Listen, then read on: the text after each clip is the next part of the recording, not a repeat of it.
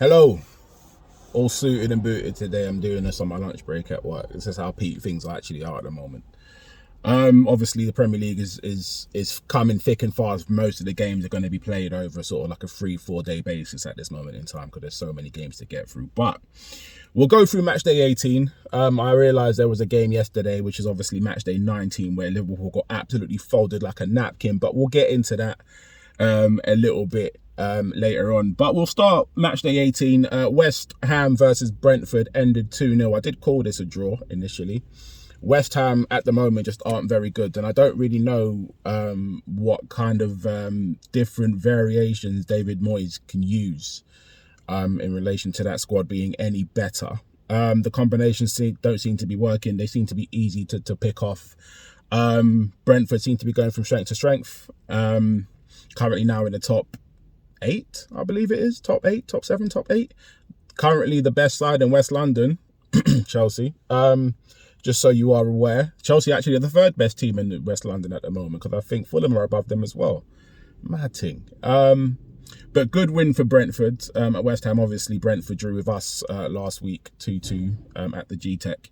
And obviously, we're going to go over the Brentford game that happened yesterday. So Liverpool fans, you should probably listen up to that. Speaking of Liverpool, they won 2-1 at Anfield. Couldn't score a goal of their own. Leicester pretty much scored all of their goals and still ended up losing the game 2-1. Liverpool, as I stated at the start of the season, the squad is too old. They can no longer do the things that Klopp wants them to do. They can no longer chase. They cannot count.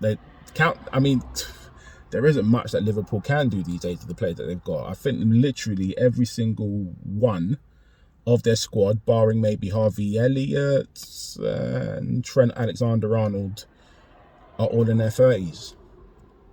Every single one of them. Darwin Núñez is a donkey anyway, so no one cares about that brother there. 15 big chances missed. Highest in the Premier League so far this season.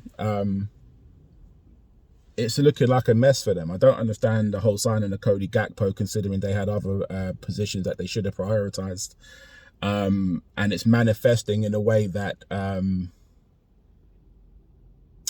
isn't befitting of a Klopp squad. I think the cycle's over. He has to reinvest. I agree 100% with what Jamie Carragher said last night at the G-Tech. They need about 200 million to sort of buy a new squad. So I think it'll take a bit more than that, to be quite honest, because there's literally so many players over the age of 30. They're going to be losing players end of the season due to their contracts running out as well. And most of the players won't have sell-on value. So it's going to be a bit sticky for them. But they won the game yesterday. Won a game 4 days ago against Leicester. Didn't win the game yesterday, but again, something else we'll get into. Wolverhampton versus Manchester United. I did call this a win for Man U, and I did say it would be a tight 1-0, 2-1 type game, and I was right in my estimation. Wolves played quite well. Problem obviously didn't have a striker that could put the ball in the back of the net. Man United obviously scored when it mattered. The man on form, Marcus Rashford, who was actually late to training and obviously got penalised for that, so didn't actually start the game but came on and got the winner. United seem to have hit a big stride of form at the moment, which is understandable because, like I said before, and I've said it to many people as well, Ten Hag is a very, very good manager and was actually one of the managers that I wanted before we actually got Conte. And I still want to keep Conte as well, just so you are aware. I don't want that to sort of defer or change due to our result. But Ten Hag is a very good manager and would have been the manager that I'd have taken if we weren't going to get Conte. So I'm not surprised by this at all. They're on an upward trajectory. If they do get a striker in January, I do see them making the top 4, possibly at our expense. Chelsea aren't making the top 4 anyway. I don't see Chelsea being capable of making a run, to be quite honest with you. I think Chelsea have scored about 20 goals in 17 games so far this season. And are conceding quite a few as well. So I don't see them making a run for it. I don't see Liverpool making a run for it either. Us, it depends if what we can do in January, to be quite honest. We need to fill in about 4 or 5 spaces ourselves. But football is football and things can change in a heartbeat. But as it stands at the moment, Man United are in the driving seat. Wolverhampton are one of those teams I don't necessarily worry about, and I think they'll be safe moving forwards. Bit of a shock one. Live at the Etihad, that was Manchester City 1, Everton 1. How does Frank Lampard's men have the gall and temerity to stop the juggernaut of the Premier League and potentially gift that team at the top of the table the access to another Premier League title. How did they have that gone into Merry? How did Everton get away with a point at the Etihad? How did that even happen? I didn't watch the game. I didn't see the game. Obviously, I've got off the highlights. I didn't actually watch that 3 o'clock kickoff. I understand that Everton got battered the entire first half, and obviously got back into it in the second. Played a lot of good football. So they're clearly capable. I still see Everton as one of those teams that's going to go down. That hasn't changed, even with this result. Maybe an off day for Man City. Currently 7 points now behind Arsenal in the league table. Could be sticky. Could be a sticky one for Manchester City if they don't back up their ideas quickly. I do think they'll come again. Haaland obviously on the score sheet again. 21 goals now in the Premier League this season, which I believe is the most by this stage of the Premier League by a player. That's hit obviously 20. So he's doing it in fine form. So what's that? 21 goals in 15 games or something he's been involved in, which is mental in itself. And I do see Man City coming back, and I do see Man City obviously, making a lot of teams whole corn this season. So watch this space. But a shock 1-1 at the Etihad. Man City 1, Everton 1. Fulham 2, Southampton 1. Not necessarily shocked at this result either. I did say this would be a game that Fulham would win, and obviously they did that. Playing very, very well for them at the moment, and it doesn't seem to be slowing down. I did actually have Fulham to be relegated before the season even started, and they've quickly, dramatically changed my mind. They play some really, really good stuff. Southampton, on the other hand, are my new favourites to go down. Great goal by James Ward-Prowse yet again. Another, 35-yard free kick, which he does in his sleep, to be quite honest. It's almost like his poster statue. He knows what he's good at, so he does it with the utmost aplomb. So fair dues to him, but not enough for Southampton. Can't find the goals, and defensively not there, haven't been there for quite a while. And Nathan Jones, I just don't think is the man to take him forward. Did well obviously at Luton, tried to leave to go to Stoke, that didn't work when they were in the Championship. Went back to Luton, did very well again there, then has taken a job which is higher in the Premier League, and it's just not his depth. Southampton, I don't think have won a game since he's come to the club. I think they won a game in the cup maybe, but not won a league game since he was hired. And I do believe Southampton are going to go down end of this season. Moving on to the Vitality Stadium. Bournemouth 0, Crystal Palace 2. I called this game a draw based on the fact that both have very iffy sort of runs, or had run-ins where the results just didn't mirror sort of what they were trying to do and implement. Bournemouth at home, I thought, would have had a little bit more thrust about them, but they were shocking over the weekend. Really, from what I caught, they were really, really, really bad. On a contrast, Crystal Palace were really, really good. And yeah, they can punish you. Crystal Palace have those types of players that can do that to you. And unfortunately, we go to Selhurst Park next tomorrow evening, I think that is. So that's going to be a nice, lively game under the lights at Selhurst. Not really looking forward to it, I'm going to be honest, based on the results that we've had. But no, Crystal Palace ended up 2-1 winners at the Vitality against Bournemouth. Newcastle 0, Leeds United 0. A little bit of a shocker, this one. Not necessarily at the scoreline, but the fact that Leeds not outplayed Newcastle, but they were very, very resolute. Very, very resolute. Which you don't get with a Leeds side. You either get, Leeds United absolutely getting slaughtered, or if Leeds are going to win the game, they're going to win it 4-3, 5-4, them kind of game. But Leeds kept a clean sheet, which is actually quite shocking. Newcastle couldn't find a way past them. Chances were there to be had, and obviously Newcastle couldn't put any of them away. So there wasn't really much to write home about with regards to this game. I know Newcastle go to Arsenal next, which is massive already now at this stage of the season. Newcastle need to do one for the league. I just think Leeds United at the moment are in a really decent position. They can really kick on from results like this as well, and take solace in the fact that they do know actually, how to keep clean sheets. They've got a really nice balance about the squad as well. I do think they should play back Patrick Bamford a lot more, because I just don't think Rodrigo is it. But again, I'm not a manager at the moment. If I was, Bamford would be in my starting 11 each week, to be quite honest. Very, very clever player for me. But 0-0 at the St James's Park. Brighton 2, Arsenal 4. That was at the Amex. That was the evening Saturday game. Arsenal keep on winning, and it's getting annoying now. I still don't think they're going to win the league. They'll probably finish in the top 4. But they're not going to win the league for me. They could be in the form of their life. The next couple of months are filled with teams that are sort of in and around the top 6, and they've still got to go to those places as well. So I think they've got to come to us in a couple of weeks' time.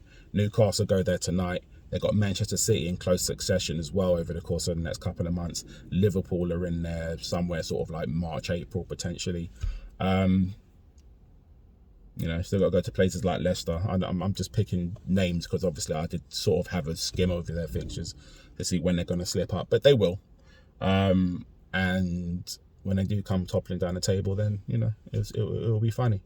But as it stands at the moment, they're top of the league. They're winning games. I'm not going to say handsomely. They're winning games well, but not defending very well either. So they can be got at. And obviously we saw what Brighton did to them for their 2 goals. So that's a blueprint to stop them. So, 4-2 to them from the Amex. We'll come to my club, Wild Hart Lane. I was actually at the game this weekend in the Tottenham Hotspur Stadium, where we played Aston Villa. I don't know what's happening with the club, to be quite honest with you. The team that we've got, the squad that we've got, is good enough to be fighting for the top 4. The signings that Conte made in January of last year indicated that we were on the upward trajectory. We need players of that ilk, of a Bentancur, of a Kulusevski, because they are clearly our best players. Some would say Son, some would say Kane. I would digress on that, to be quite honest, because at the moment, Son and Kane, more Son than anything else. Kane obviously has had his moments, obviously, but Son has not scored since his hat-trick against Leicester when he came on as a sub. And has been pretty much barren and anonymous since then. So I wouldn't go as far to say that Kane and Son are our best players, because you can tell by the way Bentancur and Kulusevski play, they're just a cut above. Their style of football is just different. Their style of football is a lot quicker. So we do need a few of that ilk. And I do hear that we are going for a couple in this window as well. I would very much like Weston McKennie to come from Juventus. We do need a creator in the midfield. We need someone that's going to take the game by the scruff.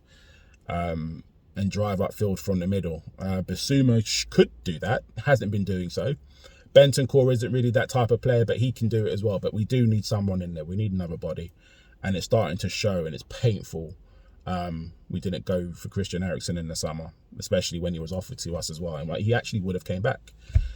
So why we didn't go for him, I don't know. We're missing so many opportunities at the moment. Marco Asensio is out of contract in about 6 months from Real Madrid. I mean, there is no reason why we can't go and talk to him, I don't know what our transfer policy is. We've been told that young players is the way forward, so they have time to develop. But at the same time, we've been told before that the stadium was there so we can obviously compete in the transfer market. And I've seen no indication of that. Yes, we got money in January of last year. Yes, we did get a little bit of money in the summer of this. But it's quite clear he needs a little bit more. And I do back Conte. I do blame him for some of his past indiscretions and team tactics and obviously starting lineups, because I do believe that, most of those games he did get it wrong. But I think it's a cry sort of to the board to, sort of back him again and get the players that we need in, because I'm not going to sit here and tell you that he's done a terrible job. He hasn't. He's got us into the Champions League with a very mediocre squad, added some very decent quality to it by way of Bentancur, Kulusevski. Basuma's a very good player. There's no two ways about that. He's a good player. Romero's a good player. He just needs to get the selection right. I think Jed Spence and Matt Doherty should be our right backs moving forward. I would much rather like to see Ryan Sessegnon out of the club, to be quite honest. I don't see what he offers going forward. Perisic is obviously very good. I do believe we have Udogie coming back from Udinese end of the season, so he'll probably be first choice left back when he gets back. But this window, we absolutely need about 2 or 3 bodies. One in defence for sure, because we can't go through the rest of the season with Eric Dyer and Ben Davies in the same starting lineup. No, it just can't happen. We need another body in the midfield. So a number 8/number 10, which is obviously Weston McKennie, which I'd like to see. I've also seen us linked with Marcus Edwards as well. Obviously our former academy graduate that's obviously playing at Sporting at the moment and actually scored against us in the Champions League group stages this season. I was at that game too. and maybe another wide sort of winger slash forward. And I've seen Wilfried Zaha has been the name that's been touted the most. Ismail Assar would be lovely as well. I've seen his name banded around a couple of times too. It would just be good to have a fuller squad. I feel like we're so thin at the minute. And I've realised I've spoken about this for about 5 minutes, so you can tell that I'm a little bit annoyed that we lost to Aston Villa. The game itself wasn't very good, so that's part of the reason why I kind of went on a tangent right now. We didn't offer anything moving forwards. Villa absolutely deserved the win. We offered nothing, didn't really have any shots on target. Most of the set pieces were dealt with by the goalkeeper, Olsen. And they had a plan, which obviously, you know, we can't break down defences that like to sit in a deep block. Story of our lives. This is Spurs all over. But no, 2-0 to Aston Villa from the Tottenham Hotspur Stadium. So well deserved 3 points for them. So well done. Nottingham Forest versus Chelsea to round off get match week 18. I did say that Chelsea will probably lose this game at Nottingham Forest because there's something different about Forest when they play at home. And this is where I think Forest are probably going to stay at, because I think their home form is going to drag them there. They're not too far away from those above them either, to be quite honest. And I do see them going on a little bit of a run, especially at home. They'll probably delve into the market again.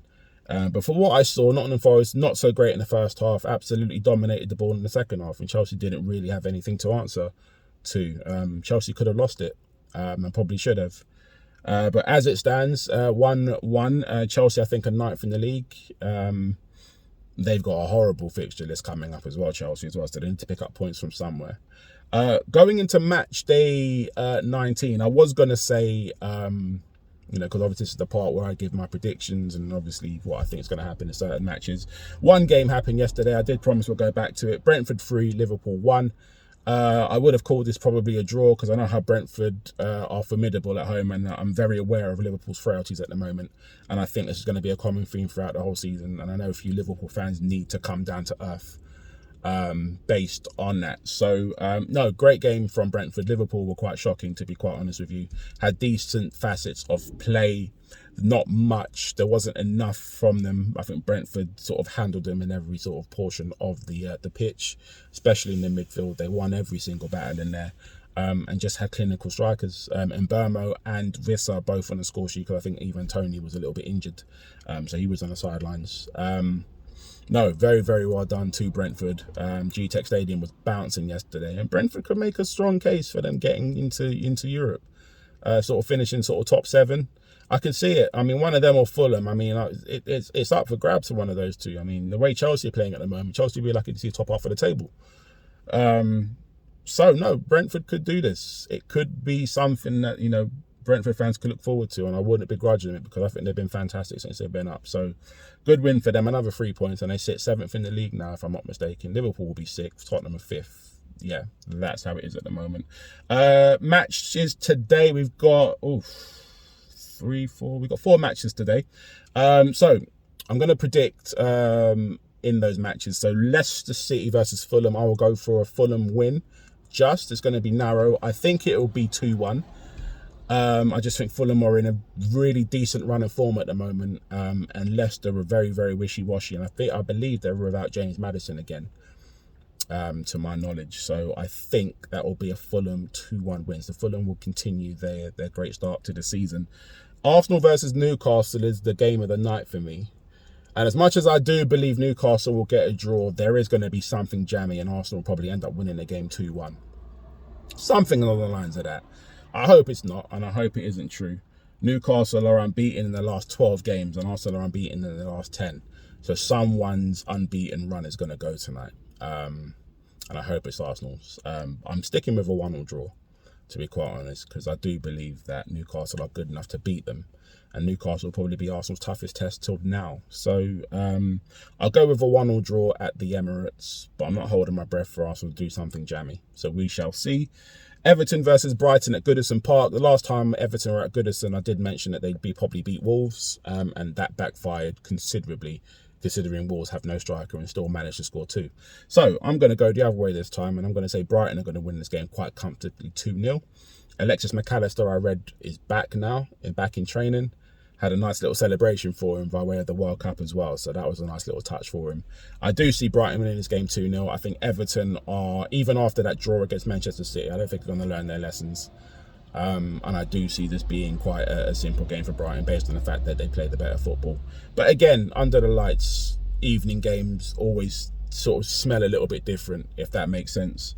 Everton could absolutely turn up and turn Brighton over, but I just don't see it. I think Brighton are far too wise and have decent players to exploit. I know they lost 4-2 to Arsenal in their last home game, but Mitoma's a good sort of link striker, very great, quick feet. And I think if Brighton, are on their P's and Q's sort of, at the back, I don't think Everton have an answer for them when they go forward. So I'll go with a 2-0 win to Brighton, away win tonight. Manchester United versus Bournemouth at Old Trafford. I think that result will speak for itself. United will probably get another 3 points. I don't really trust Bournemouth away from home, and that's just the case with this here. I see Marcus Rashford on the score sheet again here as well. So we'll go for a 3-0 Manchester United win. Southampton versus Nottingham Forest. So these are tomorrow's fixtures. I will go with a draw based on the fact that Southampton aren't in the best of form at the moment at home, and Nottingham Forest are shocking away. Just seems like a 1-1 game written all over it. Brennan Johnson needs to really get his shooting boots on at the moment. Had a very, very good championship last season. Hasn't really lit the place up this season. But I do see them scoring, and I think that'll be a 1-1 draw. Leeds United versus West Ham from Ellen Road. I think Leeds United are going to take this. I'll go 2-1. Leeds United at home are a very mixed bag, but have enough about themselves to dispatch a very, very failing West Ham team at the moment. I don't think David Moyes is going to derive much from the 11s he's been playing previously. And Jesse March has a very, very distinctive style of football that his side can implement very, very well. And I think if West Ham allow Leeds to play, they'll be torn apart all over the pitch. So I will go to a home win on this one, 2-1 Ellen Road. Aston Villa versus Wolverhampton. Again, another one for tomorrow.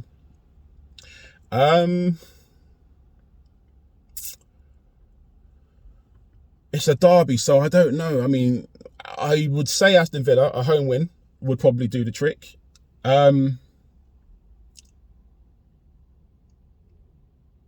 Yeah, I'll go a home win. Aston Villa will probably beat Wolverhampton. I don't see how Wolverhampton are going to stop Villa at Villa Park. Defensively, not the greatest. I mean, I know Julian Lopetegui is obviously there, and defensively, that's what he's known for. I just don't think they're going to be able to have enough to stop Aston Villa going forward. I will go with a very narrow 1-0. I could maybe a draw. 1-0 Villa. We'll go 1-0 Villa. Again, tomorrow, Crystal Palace versus Spurs, which I touched on earlier. Tough game for us now. I'm really hoping Kulusevski and Bentancur are fit. Hugo Lloris, I think we need to... Yeah, we need to upgrade on him. We need to upgrade on a few, to be honest. Eric Dyer will probably start again, but he needs upgrading. As I said before, Ben Davies needs upgrading. Yeah, Bentancur and Kulusevski for me are the key. With those two play, I'm very comfortable in the games that we will win because of the fact that they bring so much quality to the side. You can see the quality in the side when they're not there. And it's quite shocking, to be quite honest. It's like chalk and cheese. So I do hope they're fit, and if they are fit, I do think we'll take this game. So if they are fit, we'll take the game 2-1. If not, I think it'll be a tough night for us, and I think we'll probably take it out because we don't really fare well in evening games at Palace. I can't remember the last time we won there actually. Dele Alli's over the head, and I think he pinged it. I think that was the last time we went to Palace and won. I can't remember. Foyth might have had a header there. Pochettino error anyway, I know that. But yeah, I will go with a 2-1 win should we have everyone at full complement. If not, I think Palace will probably turn us over. And final game, which is on the Thursday. This will be Chelsea versus Manchester City. I'm going with a Manchester City win based on the fact that they have to win to catch Arsenal. I did say Chelsea's next run of fixtures are absolutely horrendous, and this is the start of it. Chelsea at home. I still fancy Man City. I will go with a 2-1 win there as well. That rounds up this week with regards to predictions. There's actually a game on Thursday the 12th. from Craven Cottage, which was cancelled. It should have happened at match day 7. So Fulham and Chelsea was cancelled. I think, what was it? I think around about the time, was it COVID or something along the lines of that anyway. But they didn't get to play that game. So that game is going to be played Thursday the 12th. So I probably won't do a video for that. Might just drop it into sort of the next video, which will obviously be match day 20, which I'll do, which will be on like Thursday the 12th or something along the lines of that. But yeah, really decent week, big week with regards to what's happened. Obviously, rest in peace to Pele.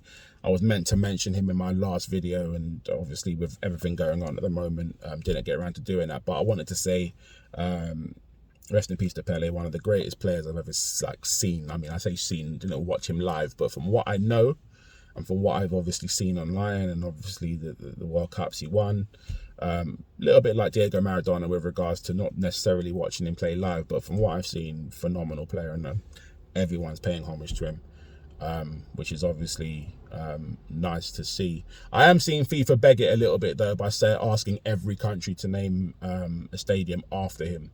I don't necessarily agree that they should. Great as he is, I do think it's a little bit beggy from FIFA, but that's just my opinion. If you've got a different opinion on it, obviously add it to the comments and obviously have a conversation about it. But that's me. That's my time. I'll see you after the next run of fixtures. Pray for us, man. Seriously, in a bit.